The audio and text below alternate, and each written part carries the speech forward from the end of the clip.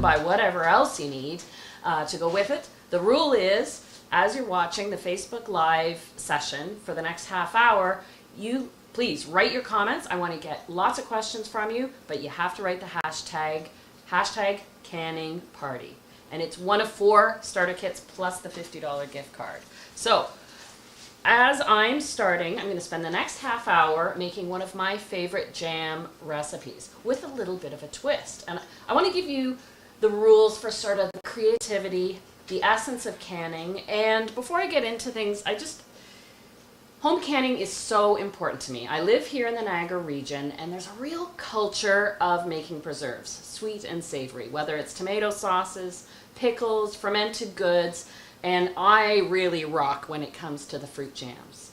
Now, the nice thing about canning through our Canadian summer is that it changes as the season progresses. So a couple of weeks ago, it was all about the rhubarb. Now strawberries are full on. We're about 2 weeks away from cherries.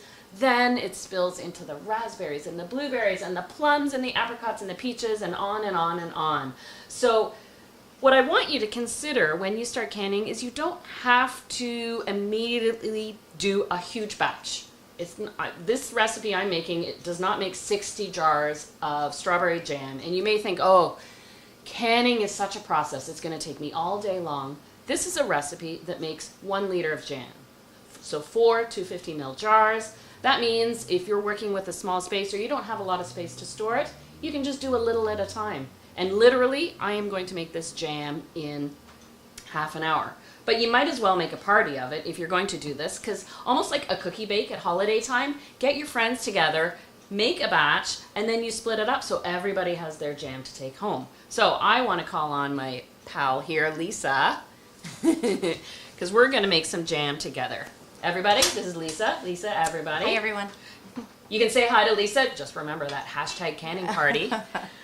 So we've picked up some gorgeous, ripe strawberries in season. Now, if you're making jam, really the best thing to do is buy your fruit the day you plan on using it. Buy the ripest possible. You can even buy what's called number 2 product, and that means that it's maybe a little bit too ripe, and that if you were making a cake with it or something like that, you wouldn't use it because it's just so ripe that actually the juices are coming out of the fruit. That's the best fruit for the jam. And I'm going to finish hulling these. Do you want to start mashing? Sure. So the recipe for this jam will be on this link, so you can come back to it later, revisit the video, get tips maybe you missed the first time around, but we'll have the recipe link up for you. I've washed the berries, and I'm just hulling them, just cutting the tops off of them. You can really tell they're beautiful berries because when you cut all the way through, oh, they're red. And it even smells like jam just right now. Do you want to turn the heat on, Lisa? Sure. We might as well get it going. So Lisa's got it on medium-high.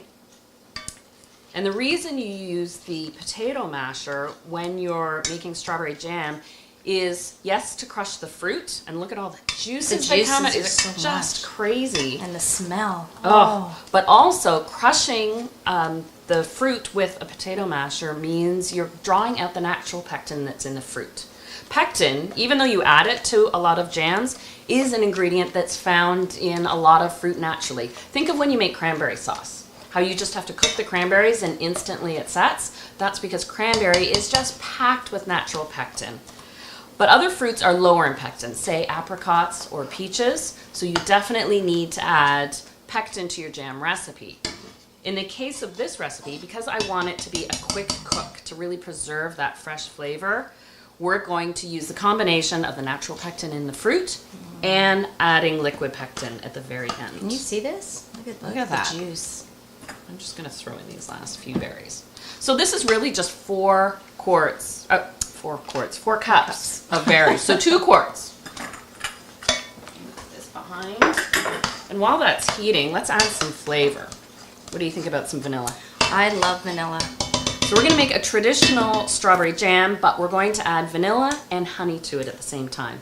So it kind of gives it more of a dessert taste to it, but the sugar level will be the same as a classic jam. So it goes to show you can adapt your flavors so long as you respect the ratio of fruit to sugar to any acidity. In the case of pickles, it might be salt or vinegar. You can add those flavor ingredients that you want to. So we're adding vanilla here. What would you add? You could do spices. Yeah. Oh, cinnamon stick. Yeah. Be nice. You could do something with 5 spice. Oh, that'd be nice. Oh, with apricots? Yes. Yeah. So again, so long as you're not changing that sugar to fruit ratio, you can really add the flavors. The only thing I steer clear of is adding anything with an oil base to it, because that is something you don't want to add in. It's already starting to simmer. So I'm scraping in the seeds from the vanilla bean. I'm going to toss in the pod too. Do you want to give that a stir? I would love to. Where's our...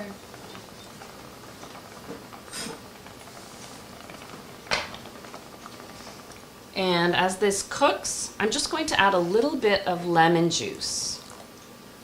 Now the whole magic of jam making, to get it to set, it's the combination of acidity and sugar reacting with the pectin to cause it to set. So bolstering the acidity by adding a little lemon juice is just a bit of a guarantee that you're going to get that proper set. Oh man, that smells so good already. It does. The vanilla really brings the strawberry flavor out. And what you may have noticed is that we were just finishing getting our strawberries ready, but we have everything set to start the jarring or canning process. And that's a great tip when you're canning. Once you've got your fruit ready, let's hold hands. Once you've got your fruit ready, make sure you have all your other ingredients, your jars, your lids, anything extra, because that is important. Because once you add that pectin, that jam starts setting. So you want to be set to go. I have a question. Yeah. So sometimes when you mash your fruit, you get more juice sometimes than other times. Are you cooking this down to a certain amount, or does it matter how much juice there is? That's a very good question. And the answer to that is, if you were making a jam without added pectin, then you would want to cook it down to a particular level. Okay. If you were being really technical about it, it's called bricks, a certain fixed sugar level. Well, it takes a very expensive tool that the average home cook doesn't have, so we're not going to do that. But what you do, if you've heard of the saucer test, you know when you cook down your jam and you put a spoonful on your saucer, once it cools, you tip the saucer, it doesn't run, but it slowly drips, then you know that it's cooked long enough. Okay. The only thing about that, and that's kind of a classic way of making jam, is you're technically just reducing the sugar, and it's concentrating the sweetness, and it kind of cooks out the freshness. So I kind of prefer this method with the quick cook. Okay. So we've kind of got a nice simmer here, and you know what I think we should do? I'm going to point to the tools that I have ready, because once we add the sugar and bring this back up to a simmer, it's going to be a pretty quick process. So to walk through things from this side to this side, we've got our pot filled with water that is at a gentle simmer now. Then we've got our jam cooking. We've got tools, I have lots of extra tea towels and little saucers and plates on hand, just to avoid drips and messes wherever you can. I have my canning funnel, so when the jam is ready to fill, I drop this on top of the jars.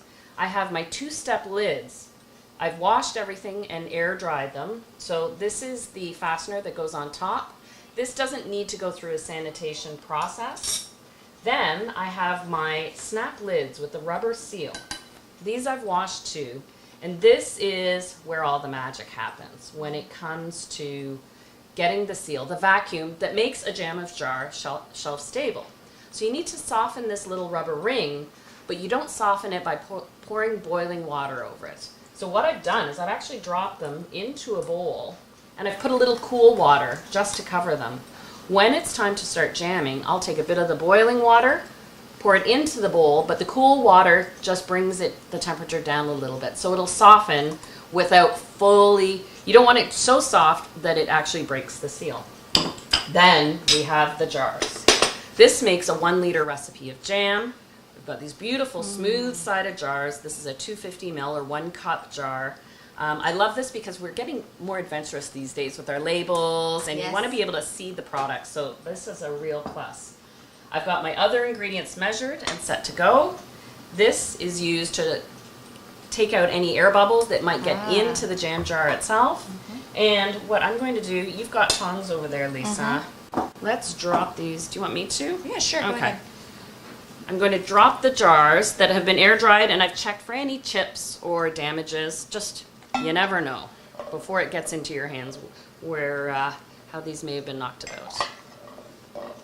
You can put these into the water on their side, but I just find then they rattle around a little bit. So. And we'll make sure this comes up to, it doesn't have to be a full boil at this point, but a gentle simmer. And let's take a peek. How are we doing here? I think we're doing great. I am going to skim it off a bit if I can. Okay. Or do you want to add the sugar first? Let's add the sugar and the honey, Okay. and then we'll do that little trick for strawberries by nature tend to froth a little bit, and you want to take the sort of foam on the surface of the jam off, because the foam simply holds in air bubbles, and you want to try and get as much air out as possible. Now, I know that's 3 1/4 cups of sugar, and you may be saying to yourself, that's bananas. No, it's strawberries. It is. Hashtag canning party. It is a lot of sugar. It takes that amount of sugar to make a jam that's shelf stable. Sugar is the preservative that means you can store your jam jars on the pantry shelf for over a year without worrying about any food safety issues. I'm also adding a 1/4 cup of honey. I think that adds nice flavor. So I simply replaced a 1/4 cup of sugar with a 1/4 cup of honey in the recipe, just to really switch up the flavor. Excellent. And if you want to give that a good stir, and we'll let this come to a full simmer.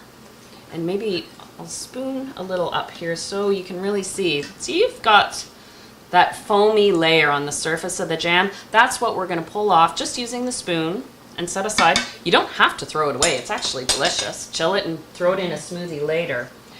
But like I said, strawberries have a tendency to foam a little bit. And the secret is to add just even half a teaspoon of butter. Because what that does, fat floats to the surface of the jam. So you get this nice little even film of butter on the surface that ultimately gets scraped off as you scrape off the foam. But it kind of separates the foam from the jam a little bit more and makes it easier to handle. Can I just say that this smells so good? It does. It's the vanilla, I think, with the ripe strawberries. It's delicious. And I would do the same with apricot or peaches. Now, I feel lucky that we have good farmers markets here, and I get to know the growers in the area. And when I get jamming, I prefer doing smaller batches over the course of the whole summer as opposed to making one big project out of jamming, because then, half an hour, I'll go to the market, I'll buy a flat of raspberries, I'll crush them, I'll strain them. My mom loves raspberry jelly. And then half an hour later, you've got fresh raspberry jelly, and those raspberries were probably picked 3-4 hours earlier. It's absolutely amazing. But I do the small batches, and sometimes, you know how fruit changes season to season, or week to week? Yeah, and you get different plum varieties, and even the fruit from different farmers, or different peach varieties. So I really get into my jam vintages. Fun. Yeah.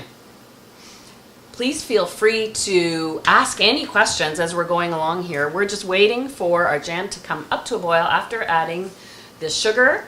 And for people who are interested in home canning, but you haven't made that leap, well, the Bernardin Home Canning Starter Kit is the way to go. It's got all the tools, so you don't have to all of a sudden find yourself halfway through making jam wondering, do I have what I need? Am I going to do this safely?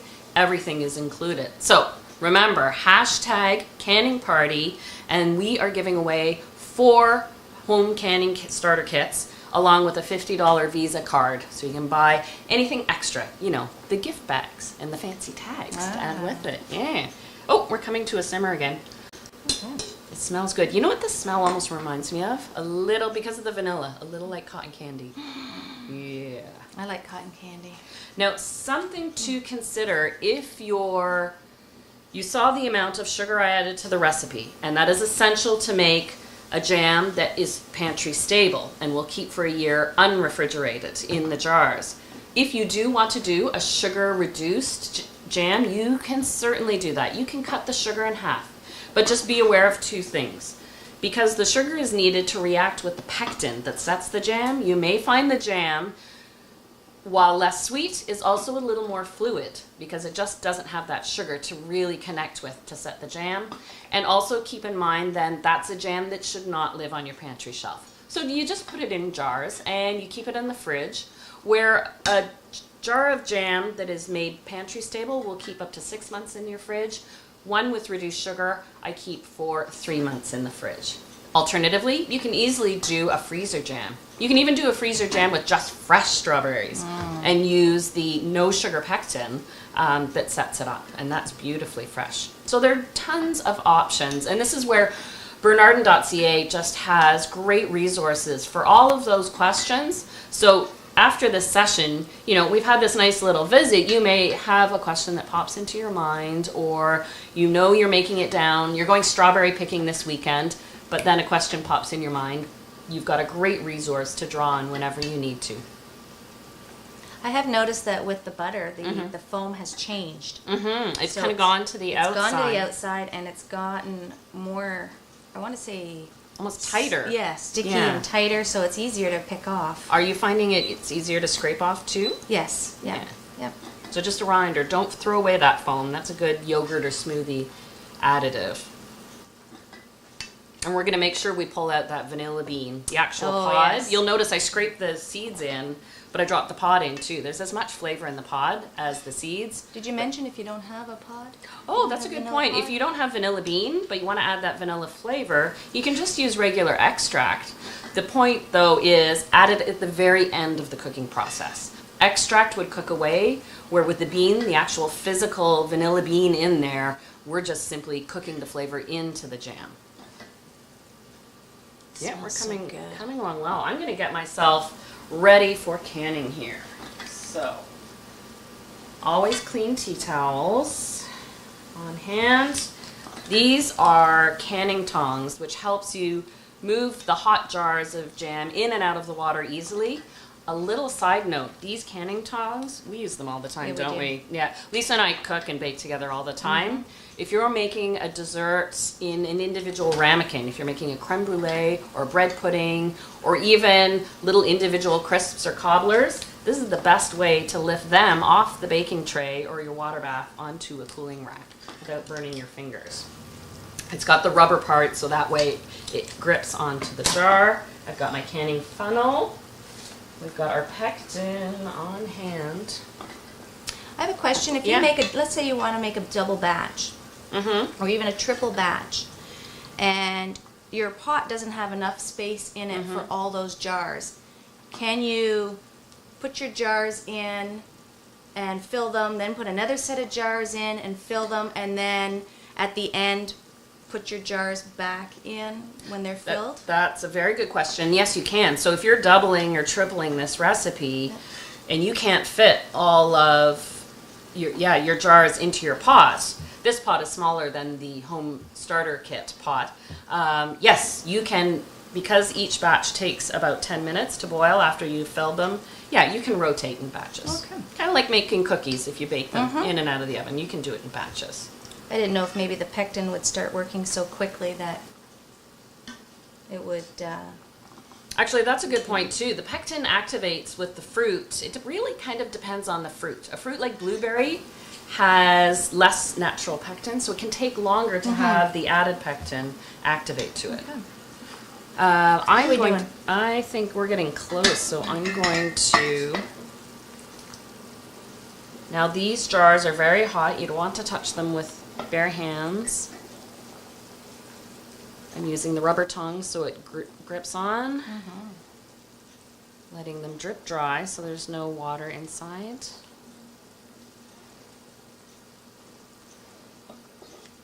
And now I think what we're going to have to do, Lisa, is take out a little of the water from the pot. Okay. Because, of course, you have to factor in displacement. We're going to fill these jars, which is going to add volume, which will raise the water level above the pot. So, yeah, that makes sense to about that much. I'm going to cross behind you here. Okay. And we're going to get this up to a nice full rolling boil. So the pot of water is at a full boil. We've got nicely simmering jam that is ready. Are you ready for the pectin? Yes. Let's add that pectin. This isn't terribly time sensitive. You want to give it a minute to cook, but that's all you really need to do.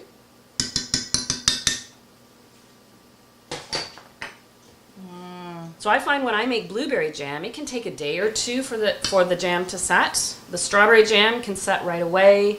Plum or apricot can take a time. Marmalade takes the longest. Marmalade can even take up to a week to set. And if I can have you, we're going to just use the hot water as it's boiling. It sanitizes our tools at the same time. So I'm taking my top lid, which is covered with cool water. Now I've added a ladle full of boiling water. That'll give these time to set up, but it's not so hot that I can't stick my hand into it. I might as well dip my funnel into the boiling water. That way it's all sanitized. And because these came out of such hot water, they are now fully dried. And I think we're good. We can shut that off the heat. Okay. Can you reach in with the spatula and grab the bean? I can. There we go. When I fill my jars, I prefer to use a ladle as opposed to pouring the jam into a pitcher, because I find if you do the pitcher pour, you're going to have one jar that has all of the fruits and one jar that ends up having all of the liquid. That's what I would do. And I use my saucer just to avoid some drips. Ooh, we got some nice chunky pieces in there. That's when you call it jelly, when there's no fruit visible. Well, and something interesting, you'll notice we cooked the jam for, what was that, about 5 minutes? Yeah, about that. Yeah, so it's retained the fresh flavor, but what it's done is drawn the water out of the berries, and it's melded with the sugar so that we should have a jam where the fruit doesn't flow to the top. Oh, okay. So watery jam. Yes. Sometimes I've seen that. I make peach jam, and you get the fruit at the top and the jam at the bottom because it's got lots of water in it. So the longer you cook it, the more that evens out a little bit. It's not necessarily a rule. It's one of those mysteries of the fruit. Is there any way to get the jam to, I mean, the fruit to go throughout the jam, or it's just going to happen? It happens. It will happen. You never cool your jars upside down because the heat as it cools can actually damage the seal. But what you can do is, as the jam is cooling, give the jar just a little gentle tip back and forth to integrate the fruit, and as the pectin sets, then it kind of blends in. So there's nothing wrong if that happens? No, no, you haven't done anything wrong. Okay. It's safe. Phew. Yeah, and you're noticing I'm filling these jars right, not to the very, very top, but I'm leaving a 1/4 inch gap, which is important. You need some space for the vacuum to be created, because that's this whole process of boiling the jars after we fill them. Yes, is to sanitize. It is really to create the vacuum so you get a good seal. So that way your jars remain pantry stable. You can always go back and top them off, or you can always, if you filled one too much. I usually, as I get into jamming season, I always fill that first jar way too much and it ends up spilling. But you don't want it touching the lid? No. No, you need that bit of a gap, because as the air that in that little gap cools, that's what pulls the lid down, and that's what creates the seal. One of my favorite sounds when I'm jamming is that pop of the lids. You know, when you pull them all out of the water and they go pop, pop, pop, pop as they seal? Yeah. Please feel free to write any questions down. I'm happy to answer them.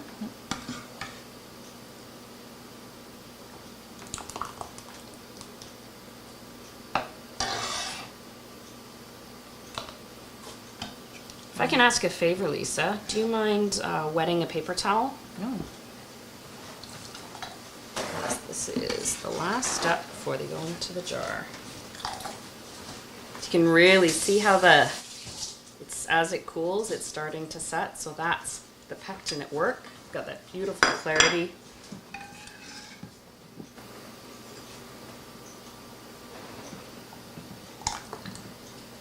Now here's something.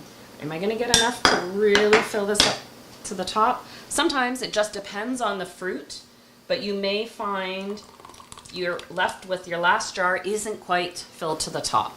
Well, you just have to keep in mind that one won't be pantry stable. That's the one that goes in your fridge to be enjoyed the next morning. That's perfect.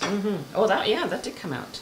So with a damp paper towel, what I do is I just go around the top edge of each jar to make sure it's clean, because it's all about getting the seal.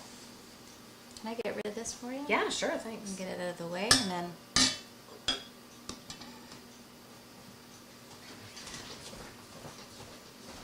There we go. They're all tidy. I hope I'm instilling a sense of confidence in your jam making. It's really not that fussy or technical. So I drained the hot water from these 2-step lids. And just as a tip, when you're covering them with the water, try and alternate, one up, one down. Because if you have them all the same direction, they kind of stick together. Makes sense. Yeah, and you wouldn't get the hot water into one. Just like so. Drop them on.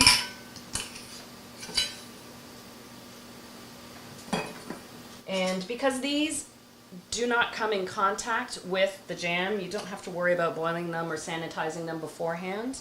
They simply secure this top lid in place.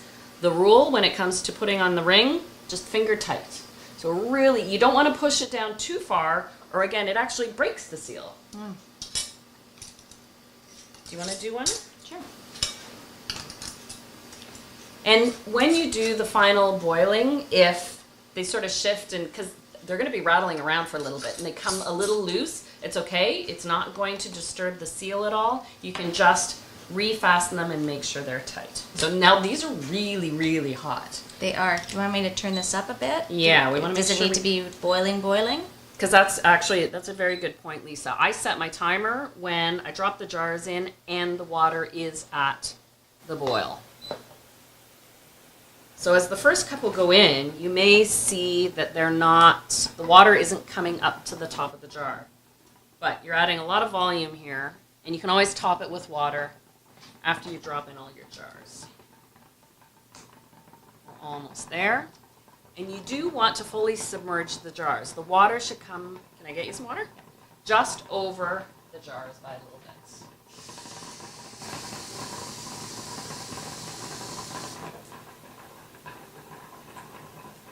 What if you go over the 10 minutes? Is that okay? Oh, that's fine. As long as it's exactly 10 minutes. Well, you know what, Lisa, that brings up a good point. If you're doing preserving at a higher altitude, for every 3,000 feet above sea level, because there's reduced air pressure, so water actually boils at a lower temperature, and you have less pressure to create that vacuum, you have to set your timer an extra 5 minutes. So for every 3,000 feet above sea level, people in Calgary, you want to set the timer for an extra 5 minutes. So we've got nice rolling action. I'm going to loosely cover this just so we keep the heat in. Set the timer for 10 minutes. Ta-da! And then after 10 minutes, they come out, and I put them onto just a tea towel, just because it's a soft landing. And I let them cool. We made these, an hour and a half ago? If that. Yeah, they're still a little warm. But you can see the jam as it cools is already setting. I'm excited to try. All right. Well, you know what? We don't need to wait. No. Yeah, let's pop open and try. If you're going to make fresh strawberry jam, you might as well have a nice batch of scones to go with it. And this is what you want to listen for when you pop that jam. And just think, you made this. I always feel so proud when I open the jam for the first time. Okay, and yeah, pop. We got a good seal on it. It is formed, so it's a little softer than usual. Thank you. Don't forget, when you make your jam, especially for gift giving, label it with what it is. If there are any special ingredients, like I added the honey and vanilla to it, you want to put the date on it and enjoy. Yes. That's the most important thing. This is a great recipe to use, not just for jam on your scones or on your toast, but also in baking or desserts because of the addition of the vanilla and honey. So I hope you've enjoyed this. I'd like to thank Bernardin for bringing me to walk you through this process of jamming, because it's an important part of my summer. And don't forget, you can still comment. Hashtag canning party in your comment. Ask questions because we want to see you enjoy the summer harvest as much as we're enjoying it. Thanks, Anna. You I need learned some quite a bit. jam. Oh yeah. Look at that gorgeous fruit. Nice color. Cheers. Cheers. We need to get some tea. Boy, it's so good when it's still warm. It is. Oh, wow. It does taste a bit like cotton candy. Yep. But not as sweet.